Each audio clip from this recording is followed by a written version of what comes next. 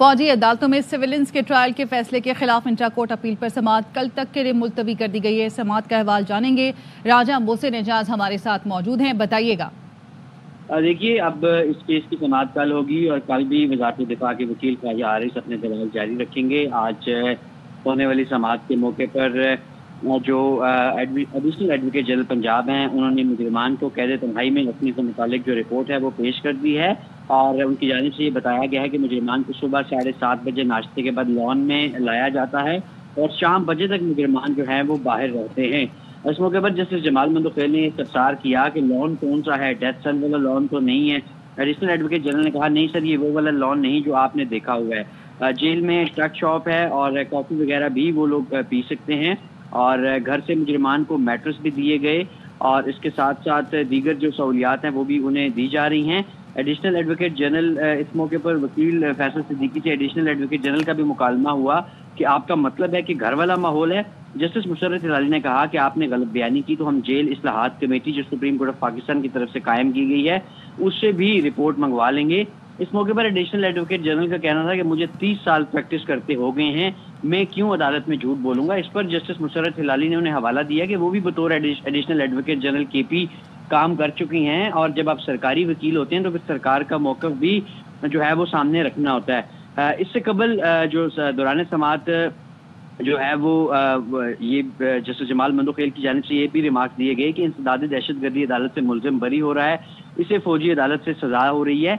क्या फौजी अदालतों में कोई खास सबूत फराहम किया जाता है? उनकी जानिब से ये सवाल भी किया गया कि इंसदाद दहशतगर्दी अदालतों को क्यों नहीं मजबूत बनाया जाता। अदालतों ने फैसला तो शवाहिद देख कर ही करना होता है। जस्टिस हसन अजहर रिजवी ने कहा कि क्या 9 मई का वाकया दहशतगर्दी से ज़्यादा संगीन जुर्म है जो इनका ट्रायल फौजी अदालत में हो रहा है। इसके साथ साथ उनकी जानिब से रिमार्क्स में ये भी कहा गया कि अच्छे तफ्तीशी अफसरान और प्रोसिक्यूटर रखें तो अदालतों से जो सज़ाएँ हैं वो भी होंगी। इसके साथ साथ आइनी बेंच की जानिब से 9 मई के महज मखसूस मुल्ज़मान के मिलिट्री ट्रायल पर सवालात भी उठाए गए। जस्टिस मुशर्रफ हिलाली ने सवाल किया कि ये दायरा इख्तियार कौन तय करता है कि किसका ट्रायल मिलिट्री कोर्ट्स में होगा और किसका नहीं। जस्टिस मोहम्मद अली मजहर का कहना था कि 9 मई के तमाम मुल्ज़मान की FIR तो एक जैसी थी, ये तफरीक कैसे हुई, कुछ का ट्रायल मिलिट्री कोर्ट में और कुछ का ATC में होगा।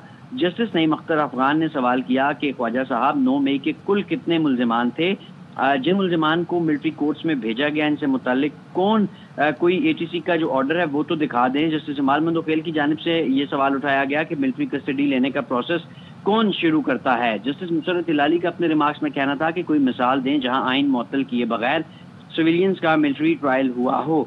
जस्टिस हसन अजहर रिजवी का कहना था कि GHQ कराची बेस समेत मुख्तलिफ तनसीबात पर माजी में दहशतगर्द हमले हुए, हमें बताएं इन हमलों का ट्रायल कहाँ हुआ। जस्टिस हसन अजहर रिजवी का ये भी कहना था अपने रिमार्क्स में कि एक आर्मी चीफ का तैयारा हाईजैक करने की साजिश का केस बना था। ख्वाजा साहब वो केस आम अदालत में चला, आप एक फरीक के वकील थे। उनकी जानिब से ये सवाल किया गया कि इन सब का ट्रायल आम अदालतों में चला तो 9 मई वालों ने ऐसा क्या किया कि मिलिट्री कोर्ट चाहिए।